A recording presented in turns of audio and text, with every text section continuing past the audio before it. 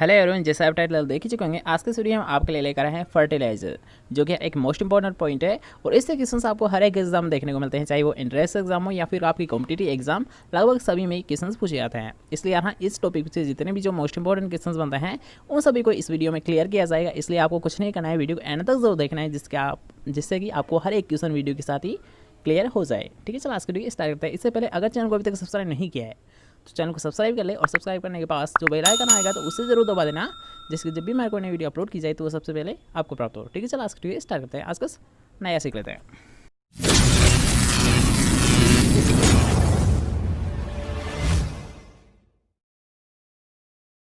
तो आज का हमारा फर्स्ट क्वेश्चन है कि सिंगल सुपर फास्फेट में सल्फर की मात्रा होती है।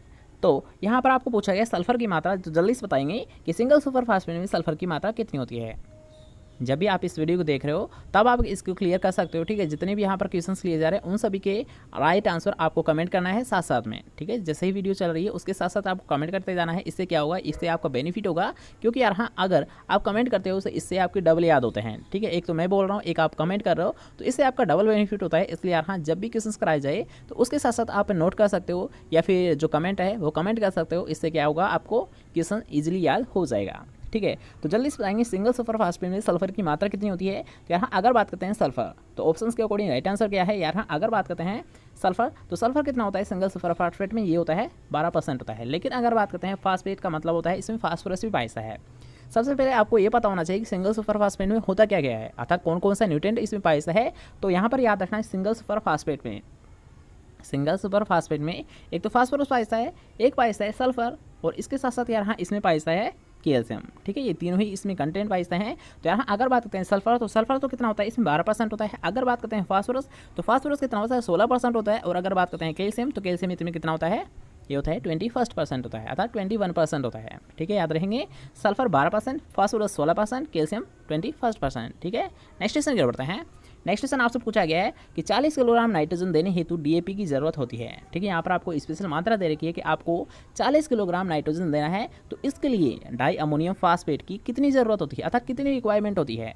200 किलोग्राम, 222 किलोग्राम, 230 किलोग्राम या फिर 240 किलोग्राम। जल्दी से बताएंगे राइट आंसर क्या है। तो यहाँ अगर बात करते हैं 40 किलोग्राम नाइट्रोजन देने हेतु डीएपी की मात्रा, तो यहाँ अगर बात करते हैं डीएपी, ठीक है, तो सबसे पहले आपको ये पता होना चाहिए कि जो डीएपी होता है तो इसमें नाइट्रोजन कंटेंट कितना होता है। ठीक है, सबसे पहले याद रखना डीएपी में नाइट्रोजन कंटेंट कितना होता है।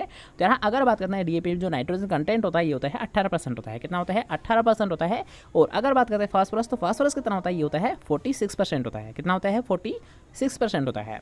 ठीक है, अब यहाँ पर आपसे पूछा गया नाइट्रोजन के बारे में, तो नाइट्रोजन आपको देना है 40 किलोग्राम। ठीक है, 40 किलोग्राम देना है, और यार हाँ 100 किलोग्राम मात्रा होती है, तो उसी की डिपेंड करती है, उसी के ऊपर डिपेंड करती है कि यार हाँ इसमें नाइट्रोजन तो कितना होता है 18% होता है, और फास्फोरस कितना होता है 46% होता है। यानी ये जो मात्रा होती है इनको यार हाँ 100 किलोग्राम प्रति जो फर्टिलाइजर होता है तो उसकी 100 किलोग्राम पर इनको मेजर किया जाता है। तो 100 किलोग्राम में कितना होता है नाइट्रोजन, याद है केवल 18% होता है। तो इसके अकॉर्डिंग इस क्वेश्चन को आप इजीली सोल्व कर सकते हो। इसको अकॉर्डिंग आप देख सकते हो यार हाँ 100 किलोग्राम में कितना प्राप्त हो रहा है, 16 प्राप्त हो रहा है। ठीक है, फिर हम 200 मात्रा ले लेते हैं मान लीजिए, तो इससे क्या होगा 16 फिर और ऐड कर दीजिए। ठीक है, 16 नहीं यार 18 होता है। ओके, 16 नहीं 18 होता है। तो 100 किलोग्राम में तो कितना प्राप्त हो रहा है, 18 किलोग्राम प्राप्त हो रहा है। 200 किलोग्राम में कितना प्राप्त हो रहा है, 18 दूनी 36 हो गया। ठीक है, और अब कुछ मात्रा इसकी और ऐड कर देंगे, मान लीजिए इसके अकॉर्डिंग आपका राइट आंसर क्या हुआ, अर्थात 200 किलोग्राम में तो कितना प्राप्त हो रहा है नाइट्रोजन, ये हो रहा है 36। तो 36 में 4 और ऐड करना है मान लीजिए। ऑप्शन के अकॉर्डिंग आप इजीली राइट आंसर बता सकते हो। यहाँ अगर बात करते हैं 40 किलोग्राम, तो 40 किलोग्राम नाइट्रोजन देने के लिए यहाँ डीएपी की जो मात्रा होती है, जो रिक्वायरमेंट होती है, ये कितनी होती है 222 किलोग्राम डीएपी की मात्रा हमको देनी पड़ेगी, जिससे क्या होगा 40 किलोग्राम नाइट्रोजन की पूर्ति हो जाएगी। ठीक है, क्वेश्चन समझ आ गया। नेक्स्ट क्वेश्चन की ओर बढ़ते हैं। तो नेक्स्ट क्वेश्चन आपसे पूछा है, एक मोस्ट इंपॉर्टेंट क्वेश्चन बनता है यार हाँ, कई बार आपसे एग्जाम में पूछा भी गया है कि सिंचाई जल के साथ उर्वरक देना क्या कहलाता है। तो जल्दी से आप पहले बता दीजिए कि सिंचाई जल के साथ उर्वरक देना क्या कहलाता है। सिंचाई कहलाता है, हर्बिगेशन कहलाता है, फर्टिगेशन कहलाता है, फिर केमिगेशन कहलाता है। जल्दी से आएंगे आपका राइट आंसर क्या है, साथ साथ कमेंट करते जाइए। सिंचाई जल के साथ उर्वरक देना क्या कहलाता है, सिंचाई, हर्बिगेशन, फर्टिगेशन या फिर केमिगेशन। तो इजीली आपको नाम से ही पता चल गया होगा, हाँ उर्वरक। ठीक है, उर्वरक का जो इंग्लिश वर्ड होता है क्या होता है, फर्टिलाइजर होता है। मतलब यार हाँ इरिगेशन के साथ अर्थात सिंचाई के साथ फर्टिलाइजर देना क्या कहलाता है, ये कहलाता है फर्टिगेशन कहलाता है। क्या होगा यार हाँ, इसी से आपको इजीली पता चल गया यार हाँ फर्टिलाइजर हम दे रहे हैं साथ साथ में, तो इसे बोला जाता है फर्टिगेशन बोला जाता है। किस नाम से नाता है, फर्टिगेशन के नाम से जाना जाता है। ठीक है, और इसी के अकॉर्डिंग आप देख सकते हो सेकंड टर्म में यहाँ हर्बिसाइड होते हैं।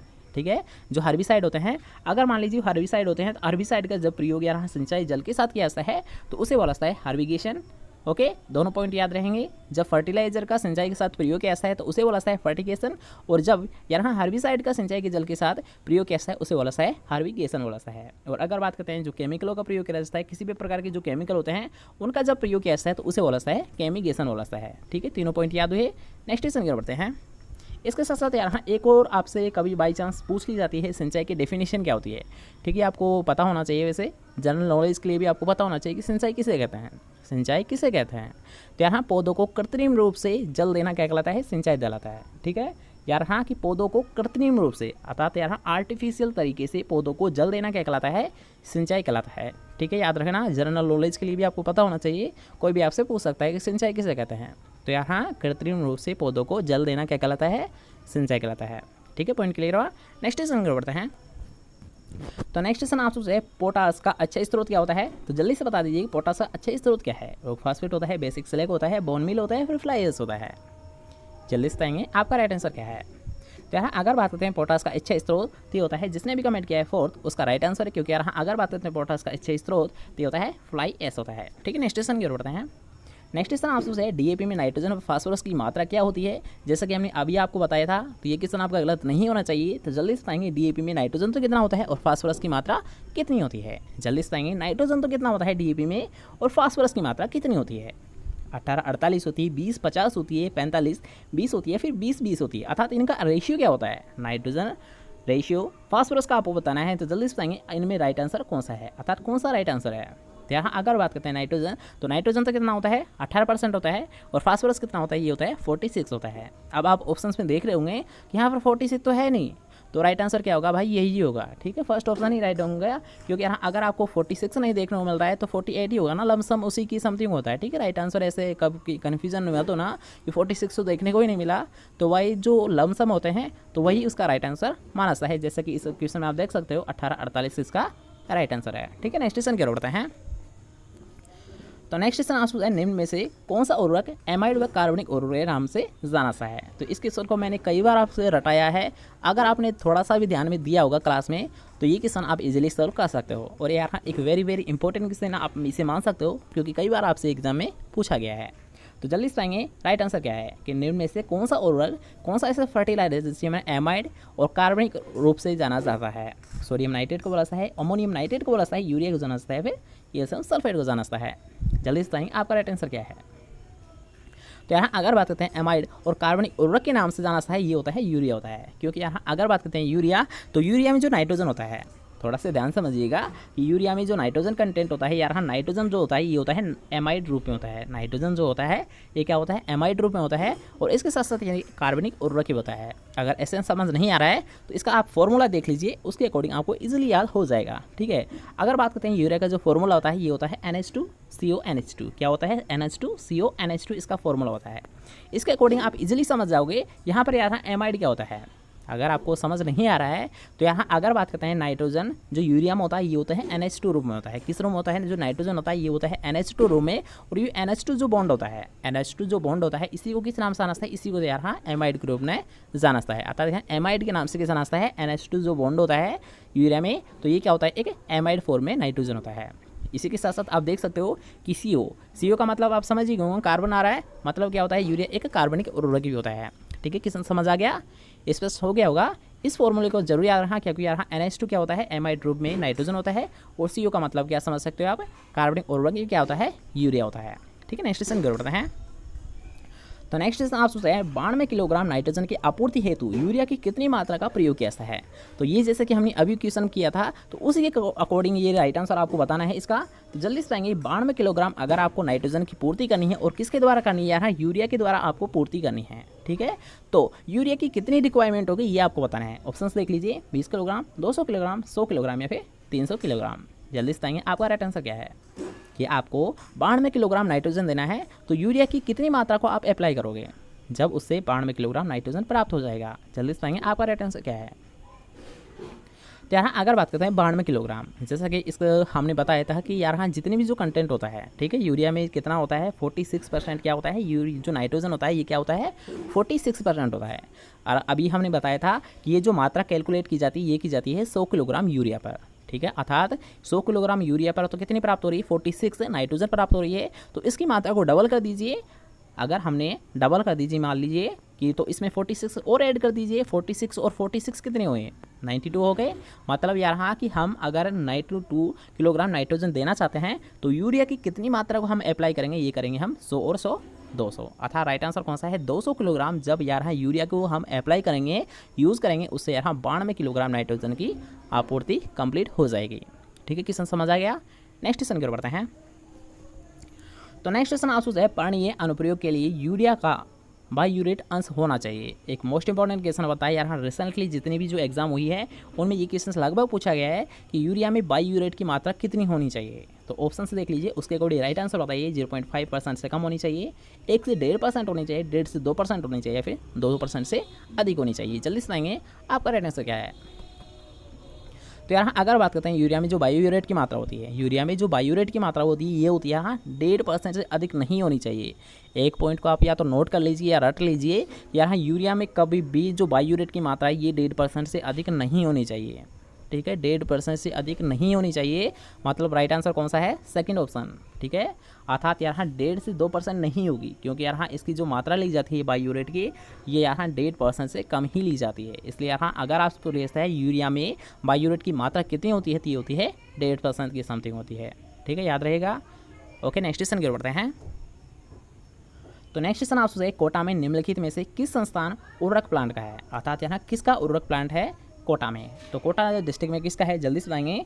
टाटा केमिकल्स का होता है, इंडोगल्फ का होता है, चंबल फर्टिलाइजर एवं केमिकल्स का होता है, फिर इफको का होता है। जल्दी से बताएंगे आपका राइट आंसर क्या है। तो यहाँ अगर बात करते हैं कोटा में, अगर बात करते हैं कोटा में किस संस्थान अर्थात यहाँ किस उर्वरक का प्लांट होता है तो ये होता है चंबल फर्टिलाइजर एंड केमिकल्स का होता है। किसका होता है अर्थात कौन सा प्लांट है कोटा में, ये होता है चंबल फर्टिलाइजर एंड केमिकल्स का होता है। इसे आप अगर आप मान लीजिए ऐसे आपको पता नहीं है तो यहाँ अगर आप उससे पूछा जाता है कि कोटा में कौन सी नदी होती है, तो आपने अगर राजस्थान जीके भी अच्छी खासी पढ़ी होगी ना तो ये क्वेश्चन आप इजीली सोल्व कर सकते हो, क्योंकि यहाँ कोटा में क्या होती है चंबल नदी होती है। क्या होती है, चंबल नदी होती है। तो उसी से यहाँ ये क्वेश्चन आप इजीली सोल्व कर सकते हो। यहाँ अगर आपसे पूछ लिया है कौन सा उर्वरक प्लांट होता है कोटा में तो ये होता है चंबल फर्टिलाइजर एवं केमिकल्स होता है। और इसे कैसे याद रखोगे आप, कोटा में चंबल नदी होती है, कोटा में चंबल नदी होती है। ठीक है, क्वेश्चन याद हुआ। नेक्स्ट क्वेश्चन की ओर बढ़ते हैं। उससे पहले अगर आपको वीडियो पसंद आ रही है तो वीडियो को एक लाइक कर देना, और अगर वीडियो पसंद आ रही है तो वीडियो को शेयर भी कर देना। ठीक है, इसके साथ साथ अगर चैनल को अभी तक सब्सक्राइब नहीं किया है तो चैनल को सब्सक्राइब भी कर लेना, क्योंकि हम ऐसे ही एग्रीकल्चर रिलेटेड डेली वीडियोस लाते रहते हैं। ठीक है, नेक्स्ट क्वेश्चन की ओर बढ़ते हैं। तो नेक्स्ट क्वेश्चन आपसे पूछेगा तंबाकू की फसल में कौन सा पोटास युक्त उर्वरक प्रमुख रूप से प्रयोग किया जाता है। ठीक है, एक मोस्ट इंपॉर्टेंट क्वेश्चन बनता है ये भी। तो कई बार आपसे एग्जाम पूछा गया है, तो जल्दी से तंबाकू की फसल में कौन सा पोटास युक्त उर्वरक का प्रयोग कैसा है, पोटेशियम नाइट्रेट का, पोटेशियम सल्फेट का, पोटेशियम क्लोराइड का, फिर इनमें से कोई नहीं। जल्दी से आपका राइट आंसर क्या है। तो इसे हम डायरेक्ट क्लियर कर लेते हैं। यार अगर बात करते हैं तंबाकू, ठीक, स्पेशली याद रखना यहाँ पर एक पॉइंट बनता है कि तंबाकू में कौन सा पोटास युक्त उर्वरक का प्रयोग नहीं करना चाहिए। सबसे पहले हम बात करेंगे कौन सा पोटास युक्त प्रयोग नहीं करना चाहिए। तो यहाँ नहीं करना चाहिए पोटेशियम क्लोराइड। अब क्यों नहीं करना चाहिए इसका रीज़न हम जानेंगे। उससे पहले यहाँ क्वेश्चन में समझिए, क्वेश्चन से आपसे पूछा जा रहा है पोटास युक्त उर्वरक प्रमुख रूप से प्रयोग किया जाता है। तो तंबाकू में यहाँ पोटेशियम क्लोराइड का तो प्रयोग नहीं किया जाता, लेकिन किसका प्रयोग किया जाता है, पोटेशियम सल्फेट का प्रयोग किया जाता है। किसका प्रयोग किया जाता है तंबाकू में, ये कैसा है पोटेशियम सल्फेट का प्रयोग किया जाता है। ठीक है, याद रहेगा। अब इसका रीज़न हम जान लेते हैं कि पोटेशियम क्लोराइड का प्रयोग नहीं किया जाता है क्लोराइड में, लेकिन क्यों, इसका रीज़न क्या होता है। तो इसका रीज़न यही होता है, अगर मान लीजिए आप क्लोराइड का जब उसमें प्रयोग कर देते हो, मान लीजिए तो अगर आपने यहाँ पर आपसे पूछा गया है कि तंबाकू में अर्थात तंबाकू में पोटेशियम क्लोराइड का प्रयोग नहीं किया जाता है, क्यों, इसका रीज़न क्या होता है। तो इसका रीज़न यही होता है कि जो क्लोराइड होता है तो ये क्या करता है उसकी बर्न कर देता है। जो उसकी पत्तियाँ होती है उनको बर्न कर देता है, उन्हें जला देता है। या फिर आप इसे डायरेक्ट ऐसे समझ सकते हो कि मान लीजिए अगर आपने पोटेशियम क्लोराइड का तंबाकू की फसल में प्रयोग कर दिया तो इससे क्या होगा, उसकी क्वालिटी डैमेज हो जाएगी, अर्थात यार उसकी क्वालिटी खराब हो जाएगी। इसलिए यार पोटेशियम क्लोराइड का प्रयोग नहीं किया जाता है तंबाकू में, बल्कि किसका किया जाता है, पोटेशियम सल्फेट का प्रयोग किया जाता है। ठीक है, हमेशा याद रखना। ओके, नेक्स्ट क्वेश्चन की ओर बढ़ते हैं। तो नेक्स्ट क्वेश्चन आपसे है निम्न में से कौन सा जटिल उर्वरक होता है, तो इसे हम डायरेक्ट क्लियर कर लेते हैं। ठीक है, ये भी एक अच्छा क्वेश्चन है, कई बार आपसे पूछा भी गया है कि जटिल उर्वरक कौन सा होता है। तो जटिल उर्वरक कौन सा होता है, ये होता है इफ्को सेकंड होता है। कौन सा होता है, इफ्को सेकंड होता है। नेक्स्ट क्वेश्चन की ओर बढ़ते हैं। नेक्स्ट क्वेश्चन आपसे पूछा है म्यूरेट ऑफ पोटास है। म्यूरेट ऑफ पोटास का जो सिंबल होता है ये क्या होता है, यहाँ पर ये क्वेश्चन आपसे पूछा गया है। तो जल्दी से पाएंगे कि म्यूरेट ऑफ पोटास का सिंबल क्या होता है। K2 होता है, KCl होता है, KNO3 होता है, फिर K2SO4 होता है। जल्दी से पाएंगे आपका राइट आंसर क्या है। तो यहाँ अगर बात करते हैं म्यूरेट ऑफ पोटास, तो म्यूरेट ऑफ पोटास का जो सिंबल होता है, जो साइन होता है, ये क्या होता है, KCl होता है। अर्थात यहाँ जो पोटेशियम क्लोराइड को ही म्यूरेट ऑफ पोटास के नाम से जाना जाता है। याद रहेगा, हमेशा याद रखना कि अगर आपसे पूछा जाए म्यूरेट ऑफ पोटास का जो सिंबल होता है, जो साइन होता है, वो कौन सा होता है, ये होता है KCl। अर्थात यहाँ पोटेशियम क्लोराइड को ही म्यूरेट ऑफ पोटास के नाम से जाना जाता है। इसके साथ साथ अगर आपसे पूछ लिया है सल्फेट ऑफ पोटास या फिर पोटास ऑफ सल्फेट किसे बोला जाता है, तो ये बोला जाता है K2SO4 का बोला जाता है। ठीक है, आपने दो तो एक सिमिलर पढ़े होंगे कि एक होता है म्यूरेट ऑफ पोटास, एक होता है सल्फेट ऑफ पोटास। तो यहाँ अगर बात करते हैं सल्फर, तो जो सल्फेट होता है ये होता है K2SO4 होता है। और अगर बात करते हैं म्यूरेट ऑफ पोटास, तो म्यूरेट ऑफ पोटास क्या होता है, पोटेशियम क्लोराइड होता है।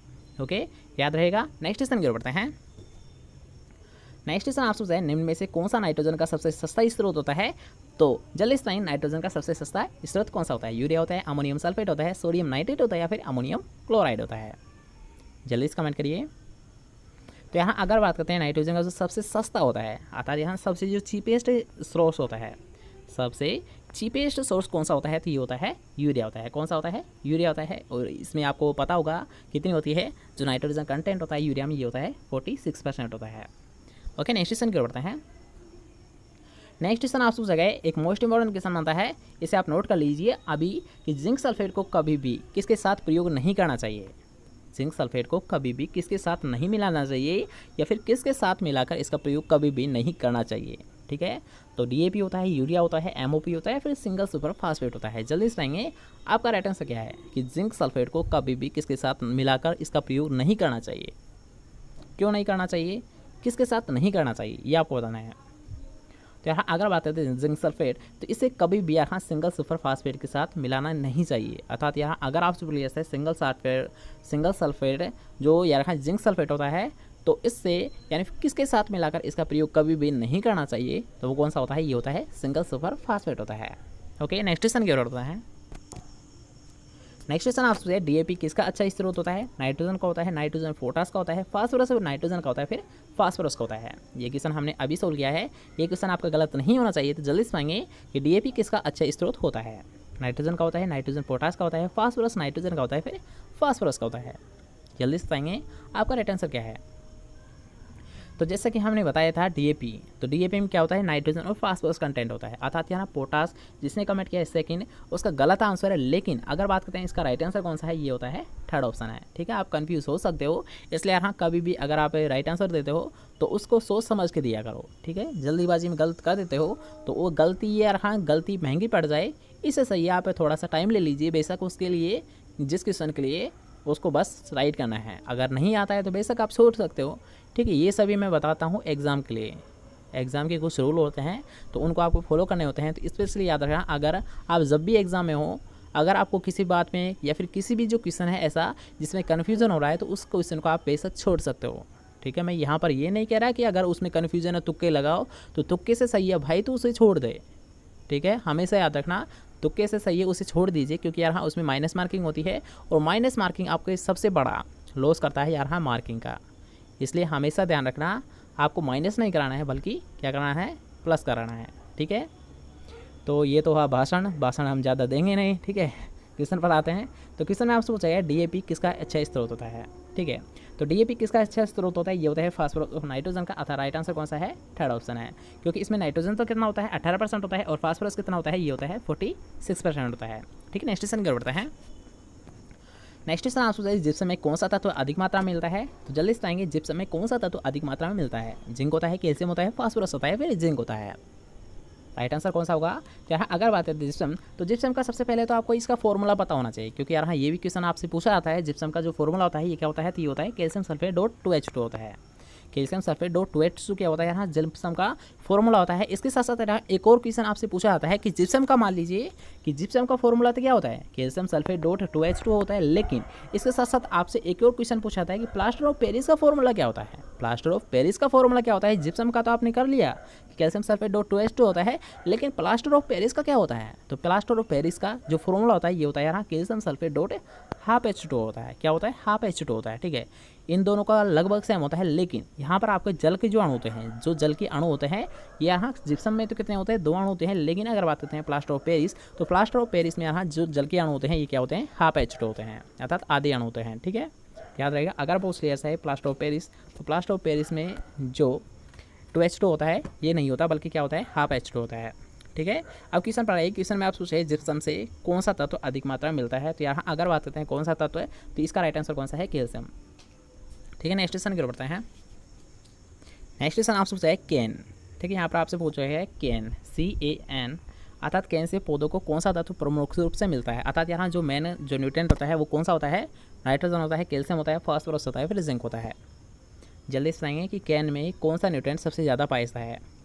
बेशक आपको ये पता होगा, एक मोस्ट इंपॉर्टेंट क्वेश्चन आता है, कई बार आपसे एग्जाम में पूछा भी गया है कि कैन में सर्वाधिक कौन सा कंटेंट पाया जाता है, नाइट्रोजन, कैल्शियम, फास्फोरस या फिर जिंक। तो यहाँ अगर बात करते हैं कैन तो कैन में नाइट्रोजन सबसे ज़्यादा पाया जाता है। ठीक है, आपको पता होगा वैसे। तो यहाँ अगर बात करते हैं कैन तो कैन में नाइट्रोजन कितना होता है, ये होता है 26% होता है। कितना होता है 26% होता है। इसके साथ साथ यहाँ इसका जो सेकेंड नाम होता है ये होता है किसान खाद भी इसे बोला जाता है। ठीक है, इससे सेकंड क्वेश्चन बनता है कि किसान खाद किसे बोला जाता है, तो किसान खाद बोला जाता है कि यार कैन को ही बोला जाता है। कैन क्या होता है कैल्शियम अमोनियम नाइट्रेट होता है। क्या होता है कैल्शियम अमोनियम नाइट्रेट को यार किसान खाद के नाम से भी जाना सा है, जिसमें नाइट्रोजन कितना होता है, इसमें होता है नाइट्रोजन होता है 26% होता है। और ये क्या होता है एक न्यूट्रल फर्टिलाइजर होता है। क्या होता है एक उदासीन फर्टिलाइजर होता है। ठीक है, तीनों क्वेश्चन याद रखना, तीनों क्वेश्चन आपसे एग्जाम में पूछे जाते हैं कि कैन क्या होता है। कैन में नाइट्रोजन तो कितना होता है 26% होता है।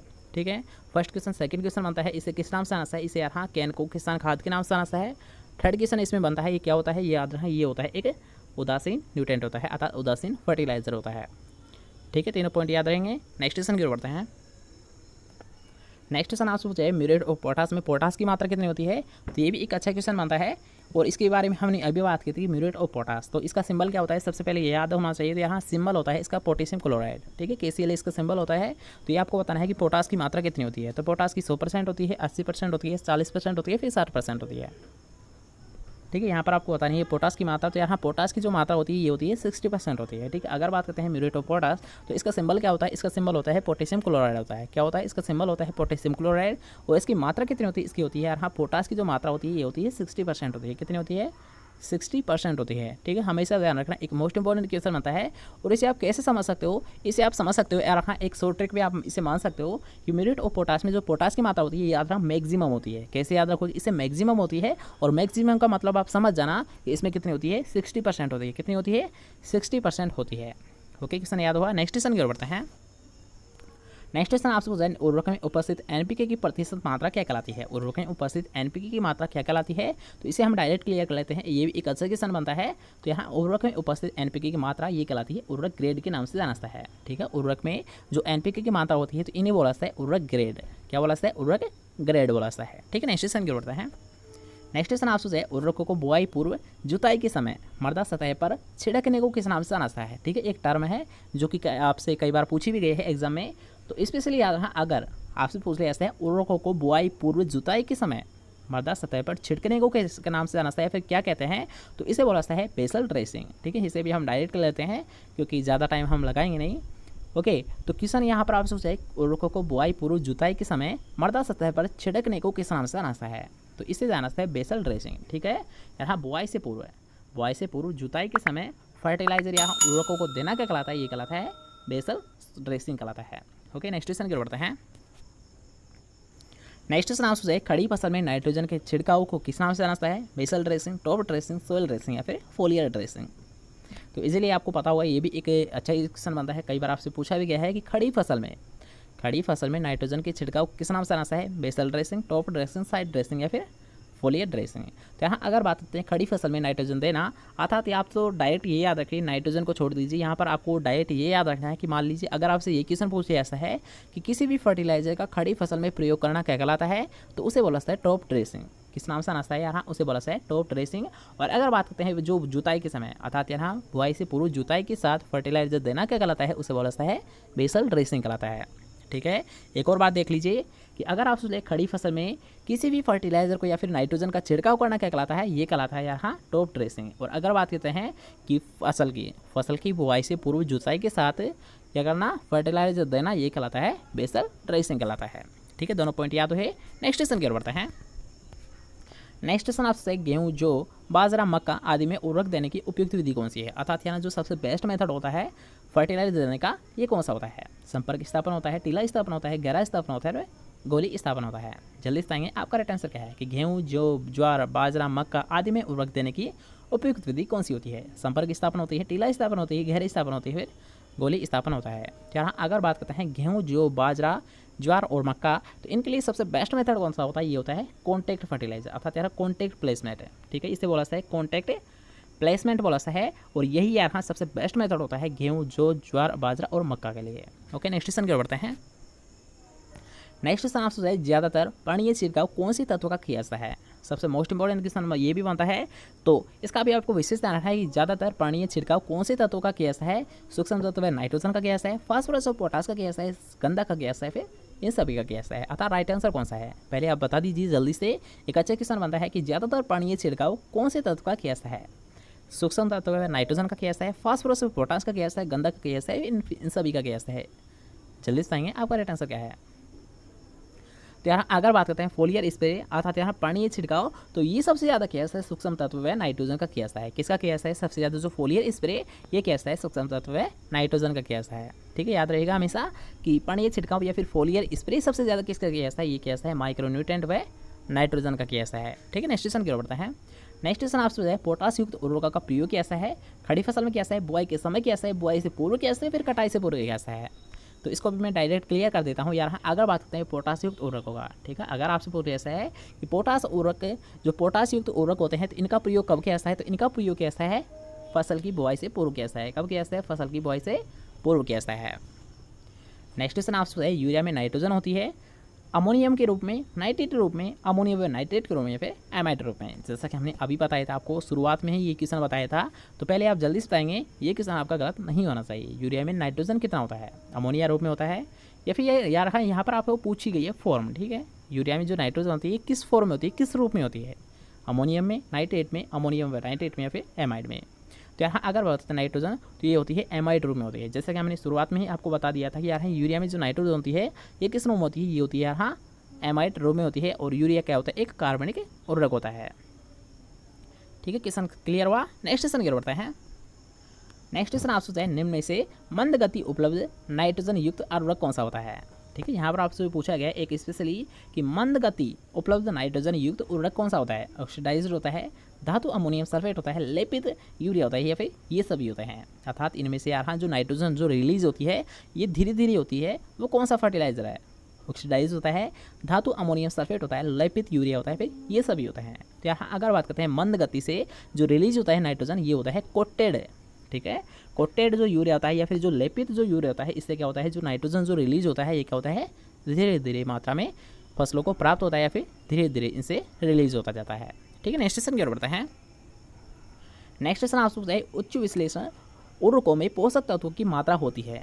यहाँ पर आपको स्पेशली पूछा गया, यहाँ एक टर्म का विशेष ध्यान रखना है, उच्च विश्लेषण उर्वरक। सबसे पहले आपको ये पता होना चाहिए कि उच्च विश्लेषण उर्वरक होते क्या हैं। अगर आपको ये पता है तो ये क्वेश्चन आप इजीली सोल्व कर सकते हो। जल्दी से बताएंगे पहले आप कि उच्च विश्लेषण उर्वरक होते क्या हैं। 10% से अर्थात इसमें पोषक तत्वों की मात्रा क्या होती है, 10% होती है, 15% होती है, 20% होती है, फिर 25% से अधिक होती है। जल्दी से बताएंगे आपका राइट आंसर क्या है।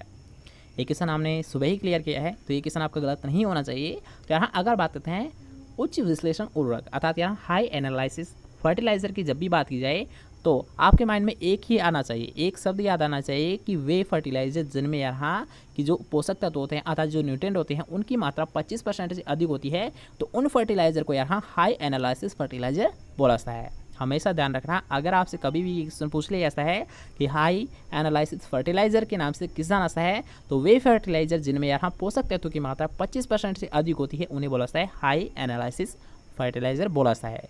इसी के अकॉर्डिंग आप समझ सकते हो यहाँ अगर आपसे पूछ लिया जाए निम्न विश्लेषण उर्वरक या फिर लो एनालिसिस फर्टिलाइजर, तो लो एनालिसिस फर्टिलाइजर क्या होता है जिनमें यहाँ पोषक तत्वों की मात्रा 25% से कम होती है, अर्थात लेस देन 25%। ठीक है, लेस देन 25% तो क्या होते हैं लो एनालिसिस फर्टिलाइजर होते हैं, और 20% से मोर देन 25% तो उसे बोला जाता है हाई एनालिसिस फर्टिलाइजर बोला जाता है। ठीक है, हमेशा ध्यान रखिएगा। इसका आप एग्जांपल भी समझ लीजिए कि अगर आप लो तो लो का एग्जांपल आप मान सकते हो सिंगल सुपर फास्फेट, क्योंकि इसमें फास्फोरस कितना होता है, इसमें होता है 60% होता है, अर्थात यहाँ 25 से कम होता है, इसलिए यहाँ इसे किस नाम से आना है, लो एनालिसिस फर्टिलाइजर के नाम से आना है। इसी के अकॉर्डिंग आप जान सकते हो कि हाई एनालिसिस फर्टिलाइजर का एग्जाम्पल क्या होगा, म्यूरेट ऑफ पोटास होगा। म्यूरेट ऑफ पोटास होता है क्योंकि इसमें जो फास्फोरस होता है, जो इसमें फास्फोरस होता है, म्यूरेट ऑफ पोटास जो फास्फोरस होता है इसमें क्या होता है, ये होता है 62% होता है। जैसे कि हमने अभी आपको बताया था कि मैक्सिमम मतलब 60%, कितना होता है 60% होता है, और 60 का मतलब यहाँ 20% से अधिक है, इसलिए यहाँ इसे हाई एनालिसिस फर्टिलाइजर के अंतर्गत रखा गया है। ठीक है, सभी पॉइंट क्लियर है। नेक्स्ट क्वेश्चन की ओर बढ़ते हैं। नेक्स्ट क्वेश्चन आपसे बेसिक स्लैग में कौन सा तत्व होता है, पोटास होता है, नाइट्रोजन होता है, फास्फोरस होता है, वे गंधक होता है। इजी क्वेश्चन है, आप जल्दी से बता दीजिए कि बेसिक स्लैग में कौन सा तत्व होता है, पोटास होता है, नाइट्रोजन होता है, फास्फोरस होता है, फिर गंधक होता है।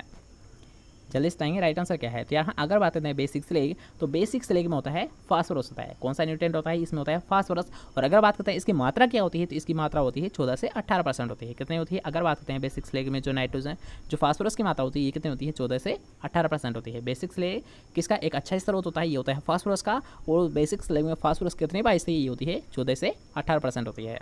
ठीक है, नेक्स्ट क्वेश्चन की ओर बढ़ते हैं। नेक्स्ट क्वेश्चन आपसे चाहिए निम्न में से किस उर्वरक को किसान खाद के नाम से जाना जाता है। तो ये क्वेश्चन हमने आपको पहले ही बता दिया है कि अगर आपसे बोलिए किसान खाद, तो किसान खाद के नाम से जाना जाता है कैन को। किससे जाना जाता है, कैन। और कैन क्या होता है, कैल्शियम अमोनियम नाइट्रेट, अर्थात यहाँ कौन सा है आपका राइट आंसर। ठीक है, यहाँ पर थोड़ा सा मिसप्रिंट हुआ है, ये कैल्शियम अमोनियम नाइट्रेट है, आप वैसे समझ जाओगे। ठीक है, आपको डायरेक्ट याद रखना है कि किसान खाद किसे बोला जाता है, कैन को बोला जाता है, और कैन क्या होता है, कैल्शियम अमोनियम नाइट्रेट को ही किसान खाद के नाम से जाना सा है। और जिसमें नाइट्रोजन कितना होता है, इसमें नाइट्रोजन कितना होता है, इसमें होता है नाइट्रोजन 26% होता है। ठीक है, याद रहेगा कैल्शियम अमोनियम नाइट्रेट में नाइट्रोजन कितना होता है, ये होता है 26%, और कैन को ही किसान खाद के नाम से जाना जाता है। और कैन क्या होता है, एक उदासीन फर्टिलाइजर होता है। क्या होता है, उदासीन फर्टिलाइजर होता है। ठीक है, सभी इसके साथ साथ मैं बोल देता हूँ कि इन क्वेश्चन को जितने भी हमने फर्टिलाइजर टॉपिक से जितने भी क्वेश्चंस यहाँ पर हमने किए हैं 30 क्वेश्चंस, तो इन 30 क्वेश्चंस को रट लेना, कैसे भी कर लेना, नोट कर लेना, रट लेना, बस कर लेना। ठीक है, याद होनी चाहिए, पक्के याद होनी चाहिए, क्योंकि यहाँ इससे आपको 1 या 2 क्वेश्चंस हमेशा देखने को मिलेंगे एग्जाम में, चाहे वो इंट्रेंस एग्जाम हो या फिर हो आपकी कॉम्पिटिटिव एग्जाम। हर एक एग्जाम में यहाँ फर्टिलाइजर टॉपिक से हमेशा क्वेश्चंस आते हैं, इसलिए यहाँ इन 30 क्वेश्चंस को रट लेना, इनके बाहर कोई भी क्वेश्चन नहीं जाएगा। ठीक है, तो आज के लिए बस इतना ही। कैसा लगा इसका वीडियो कमेंट करके जरूर बताएं। अगर आपको वीडियो पसंद आई है तो वीडियो कर देना एक लाइक, इस वीडियो कर देना अपने दोस्तों के साथ शेयर, और चैनल को अभी तक सब्सक्राइब नहीं किया है चैनल को लीजिए सब्सक्राइब। मिलते हैं नेक्स्ट पॉइंट ऑफ जय हिंद, टेक केयर।